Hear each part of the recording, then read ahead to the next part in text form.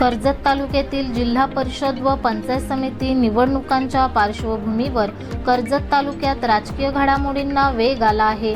माणगावतर्फे वरेडी जिल्हा परिषद गणातून भारतीय जनता पक्षाच्या उमेदवार सौ राधिका किशोर ठाकरे यांच्या प्रचाराचा शुभारंभ उकरूल येथील जागृत देवस्थान असलेल्या साईबाबा मंदिरातून होणार आहे। या प्रचाराच्या शुभारंभाच्या निमित्ताने भाजप नेते किरण ठाकरे यांनी सर्व कार्यकर्त्यांना आक्रमकपणे मैदानात उतरण्याचे आदेश दिले असून आता शांत न बसता कामाला लागा असे स्पष्ट संकेत दिले आहेत। या कार्यक्रमाच्या निमित्ताने भाजप शक्ती प्रदर्शन करण्याची शक्यता असून माणगावतर्फे वरेडी गणात आपली पकड मजबूत करण्यासाठी पक्षाने कंबर कसली आहे।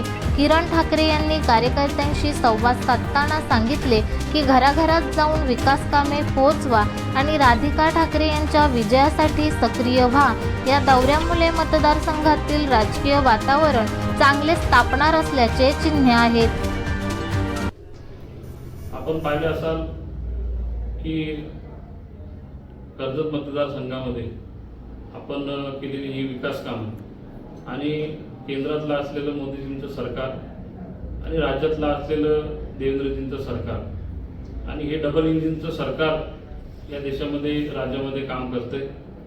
येणाऱ्या काळामध्ये आपण जिल्हा परिषद पंचायत समितीमध्ये जर भारतीय जनता पार्टीच्या उमेदवारांना चांगल्या मताने निवडून दिलं तर ह्या विकासाला अधिक गती मिळेल आणि या कर्जत मतदारसंघाचा विकास होईल।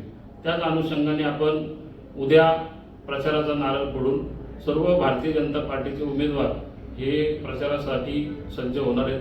आम्ही सर्वसामान्य कष्टकरी आणि गरीब कुटुंबांच्या लोकांना भेटून आणि सर्वच मतदारांना भेटून ह्या निवडणुकीमध्ये भारतीय जनता पार्टीला विजय मिळवून द्या याकरता आम्ही त्यांना विनंती करणार आहोत। आणि येणाऱ्या काळामध्ये आम्हाला विश्वास आहे की येणाऱ्या 7 तारखेला भारतीय जनता पार्टीचे सगळेच उमेदवार विजय होऊन या कर्जतमध्ये भारतीय जनता पार्टी विकासाच्या दृष्टीने पुढे जाईल आणि कर्जत मतदारसंघाचा विकास करेल हा एक आपल्याला शब्द देतो।